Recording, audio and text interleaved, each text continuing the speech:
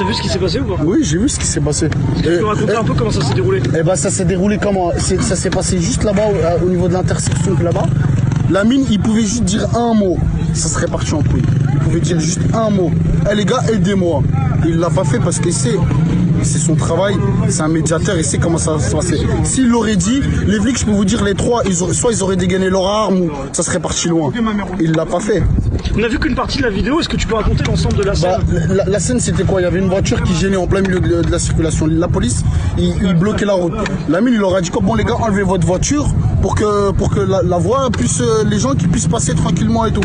Et en fait, le Robocop, c'était ça. Hein. Ouais. Le Robocop, il a commencé à faire le malin avec la mine. Il dit, oh, comment ça, tu nous donnes des ordres et tout. Il lui dit, mais juste libérer la circulation. Après, vous faites votre boulot, il n'y a pas de problème. Je fais mon boulot, moi aussi. Et après, le policier, il a commencé à le provoquer. La mine, il parlait avec un jeune, le mec qui a la C4. Il lui dit, enlève ta voiture. Et en fait, au moment où il est en train de parler avec lui, il a voulu le sous-blesser.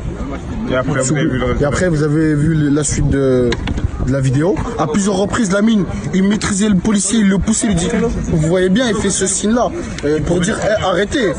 Je suis pas là pour me battre avec vous, vous êtes policier, donc c'est pas le but. Peut-être ça part d'un simple différent pour une voiture qui gêne. Exactement, le policier avait quelque chose à prouver à ses coéquipiers, enfin à ses collègues. C'est purement, la logique des choses, c'est ça. Du moins, moi, ce que je vois. Parce que vous voyez bien, Lamine Ba, il doit faire 110 kilos, il pouvait le manger. Mais c'est pas le but. Quel exemple il va donner aux jeunes que vous voyez ici là? On parle. L'exemple aux jeunes, justement, Lamine Ba, c'est un exemple. C'est un exemple. C'est quelqu'un qui a grandi avec. Bon, moi personnellement, lui il est plus grand que moi de 4 ou 5 ans. Donc pour moi c'est mon grand. C'est un grand de ma cité. Je le respecte. Et c'est pas parce que je le respecte parce que c'est un grand de ma cité, c'est quelqu'un qui respecte les jeunes.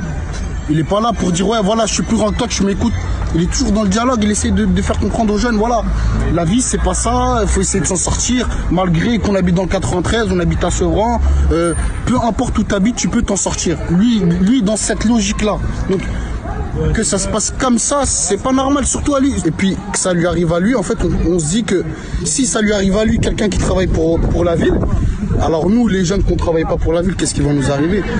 Là, cette personne-là, en fait, on ne sait pas s'il a voulu prouver quelque chose à quelqu'un ou à lui, à lui-même, ou bien à son équipe, ou je sais pas, c'est peut-être par rapport à la fille qui était avec lui, c'est un petit nouveau, donc il fallait qu'il l'impose directement. Que voilà, les gars, je suis en chose, ça sert à rien de chercher la merde avec moi.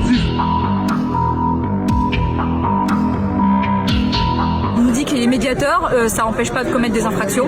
En l'occurrence, une grosse injure que je vous épargnerai, où il a incité autrui à ne pas se soumettre à un contrôle routier, non sans insulter les collègues. Donc on a un outrage qui est caractérisé, certainement d'autres infractions, notamment sur les incitations. On a un collègue qui a avancé le fait à la personne qu'elle allait être interpellée. Il a tout de suite émis une opposition en disant que jamais il ne le serait. Donc il a forcément fait, le collègue a fait usage d'une force qui est légitime pour amener la personne au sol. Et on en arrive à cette vidéo. Sauf que personne ne connaît le contexte, mais tout le monde se permet de s'exprimer. Vous savez, c'est un peu comme le foot. On n'est jamais sur le terrain, mais on joue mieux que celui qui a la balle au pied. Ben, c'est un peu pareil avec la police, et c'est de tout temps comme ça.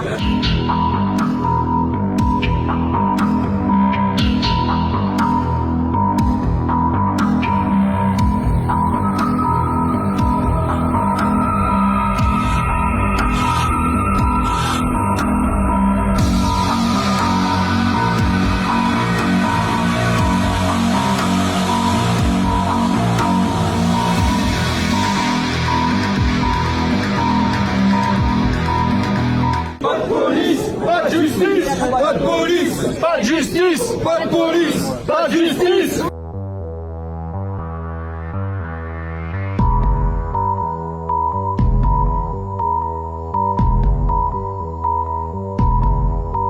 On est sur le 93, on est à Aulnay-sous-Bois. Je ne dis pas que tout le territoire est compliqué, mais il est très compliqué malgré tout. On a des interventions qui sont tous les jours très difficiles. On a des agressions de collègues sur des collègues qui sont quotidiennes.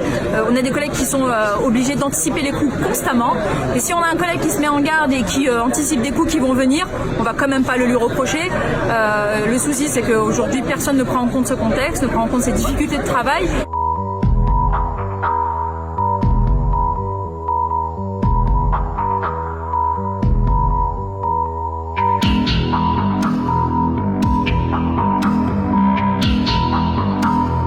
Dans les quartiers où on a souvent des tensions entre la police et les jeunes. Comment tu l'expliques? Ouais, c'est vrai qu'il y a une tension entre les jeunes et la police. Parce qu'ils font tout le temps. Après voilà, la police, ils font leur travail, hein. C'est un travail plus ou moins pénible, on peut le comprendre. Après voilà, c'est pas parce que nous on est des jeunes issus de quartiers sensibles que il va falloir, à chaque fois il y a une nouvelle arme qu'il faut tester, on va la tester chez nous. Dès qu'ils apprennent un nouvel art martial, ils vont le faire chez nous. En fait, les quartiers sensibles, c'est un laboratoire. Ils essayent d'essayer toutes leurs techniques sur nous. Alors que à Paris, ils pourront pas faire ça. Parce que voilà, son père peut-être qu'il est avocat, sa mère peut-être qu'elle est médecin, ou son père il est ministre. Alors que ici, vous savez très bien, la plupart des jeunes, leurs parents, ils font plus ou moins des travails un peu, comment dire, c'est pas des sous-métiers, mais voilà, une femme de ménage, un mec qui fait des préparateurs de commandes. Donc c'est des gens, ils ont pas de, entre guillemets, ils ont pas le pouvoir d'aller attaquer ces gens-là.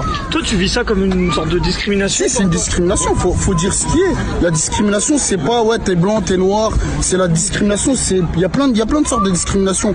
Il y a une discrimination de classe sociale, il y a plein de trucs. Donc ce type de discrimination, faut arrêter parce que voilà.